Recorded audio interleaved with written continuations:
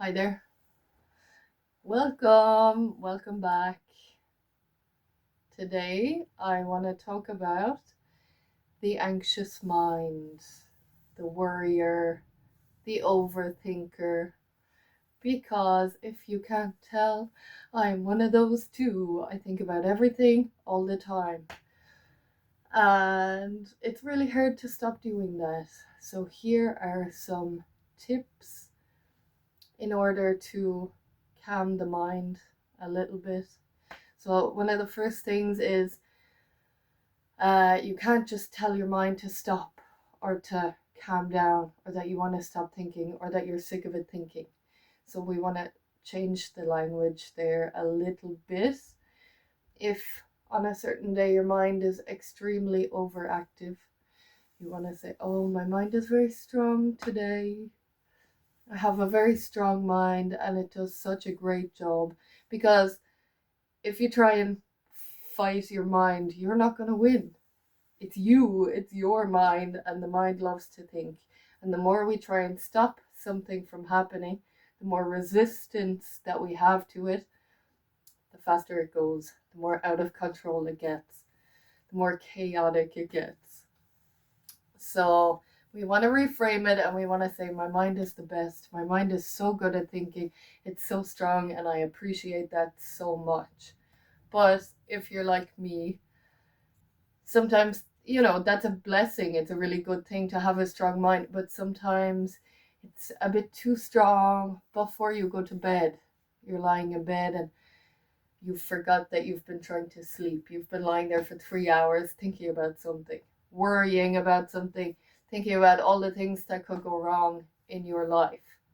So, an example, something, and this is just something I wish, that I knew sooner. I wish I knew this a couple of years ago because it's such a good tactic. So, an example I'm going to use is money. That is something I used to stay up for hours worrying about. I was in a situation where my housemate moved out of the house, so I was left to pay the total amount of the rent for the entire house. So you can only imagine, for months I was going, "Oh my God, what am I gonna do?" Thinking of the worst case scenario, maybe lying in bed awake at night, not being able to sleep because I'm worrying. But usually these thoughts that are bombarding us, they never will run their full course. You might hear, "What if this happens? It's going to be really bad," but it never finishes. So, what I want you to do the next time that you're having thoughts like this is say, "Okay, what if? What if it does happen? What if I can't pay the rent? What if I have no money? What if I just can't do it? What then?" Because the mind, as long as it's an open question, you're going to start to panic. You're like, I don't know. So think about what will actually happen. If I can't pay the rent, I'm going to have a conversation with my landlord. My landlord is a reasonable human being. They're not going to kick me out for not being able to pay the rent one time. So you say, "Okay, so I'm going to speak to the landlord." Maybe they are unreasonable. Maybe you don't have laws that can protect you, because where I live, you can't just kick somebody out for not paying rent once.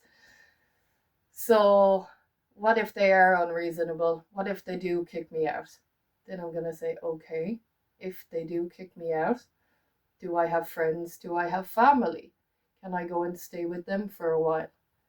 Yes. Okay. Well, if I can go and stay with them for a while, then I'll be able to find somewhere else to live, or I can stay with them for a while until I get myself back on my feet.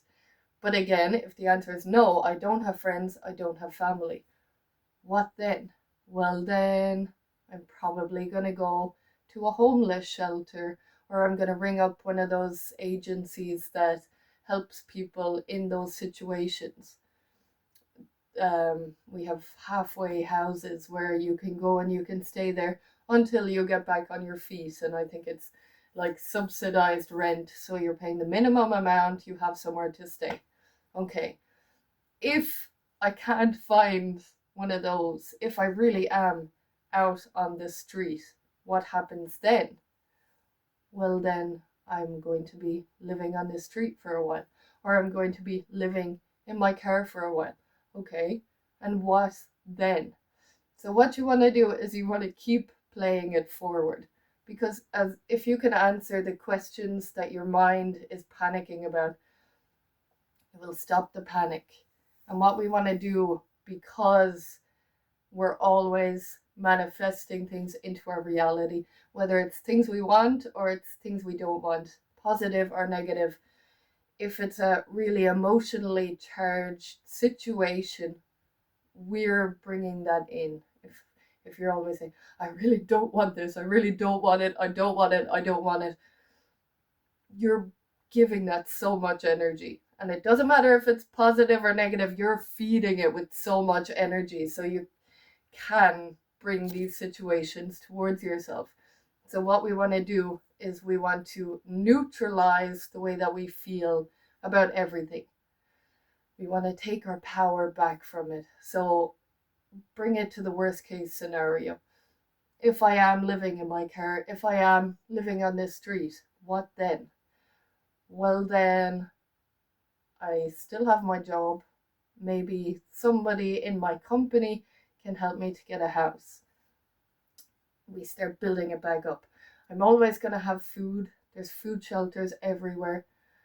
I still have the clothes that I have. Will I be okay? Because as humans, we are so good at surviving. We are so good at adapting to things. We are so good. You can put us into any situation. We mightn't like being there, but we will survive. We will come through it. We will come out the other side of it. So you want to neutralize the feeling. You want to ask all the scary questions, and you want to play it forward. What if this happens? What if? And then once you come to that place where you've thought about every single scenario, what if this happens? What if this happens? What if this happens? And you no longer feel panic about it, then you can basically switch off your fight or flight, and you will start coming up with solutions from the place that you're at.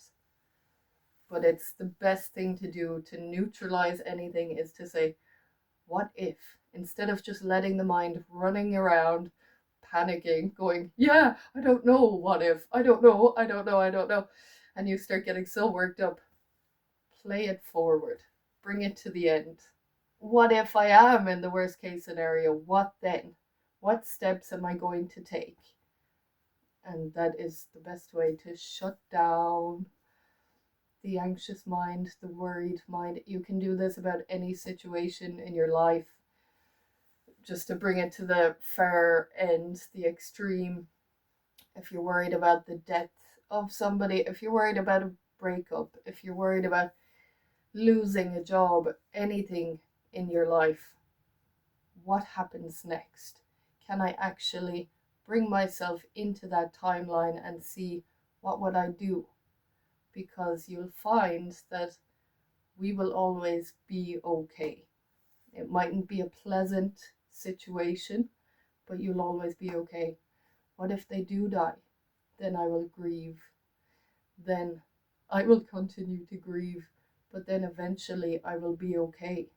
What if they do break up with me? That's gonna suck. But I've been in breakups before, or I know people who have been in breakups. They've rebuilt their lives. I will be okay eventually. So that is my tip for you. I hope it's helpful. It's something I wish I had all those nights where I was panicking about the rent. And also because I was always okay. And there was a time where I had to ask the landlord, I'm so sorry. And I was panicking the night before. I was like, she's gonna hate me and she's gonna want to kick me out. She's gonna be so mad. And I rang her and I was like, I'm so sorry, but I'm gonna be late with the rent. And she was like, that's fine. Don't worry about it. People always want to help other people. People always want to support you, but you have to be honest about where you're at. You have to be upfront, because if instead of calling her to tell her, what if I just ignored this and I hope that, she wasn't going to notice? Of course she's going to notice, but if I just ignore this situation, if I bury my head and I pretend it's all going to go away, that would have pissed her off. She would have been like, hello, you have to pay the rent. What are you doing? So if you're upfront and you're honest with people about whatever the situation you're in, people always want to help. The majority of people always want to help. We love helping each other. It's just something in our nature. We love being able to offer a hand to other people. So just trust that you're always going to be looked after.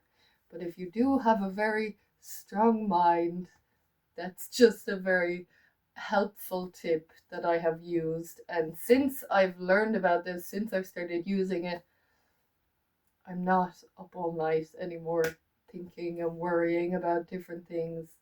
Something else, your mind will work with you if you ask it. So something else that I do before I go to sleep, if I start thinking, even if it's only thinking about small random little things, but my brain just isn't ready to switch off, I'll say, brain, thank you so much. I love that you're so thoughtful and you're always thinking. Can we put this on pause? I'm going to imagine a little box next to my bed. I'm going to put this into the filing cabinet, and I promise you I will think about this again tomorrow. And your brain goes, oh, okay. And I will remind you, and you say, yeah, I know you're going to remind me. You're a great brain. So those are my best tips. If you're a worrier, just know you will always be okay. You might be in a shitty situation, but you're still okay. You still have food. You still have clothes. Bring it to the end. Think about all the scenarios. Neutralize the feeling, but then ask yourself, what are all the things that could go right? I could get money that I forgot I had I could get a gift from somebody. I could get tax back. What are all the things that could go right? Instead of just all the time, what are the things that could go wrong? Neutralize the feeling. You will be okay. Thank you. I love you. Bye.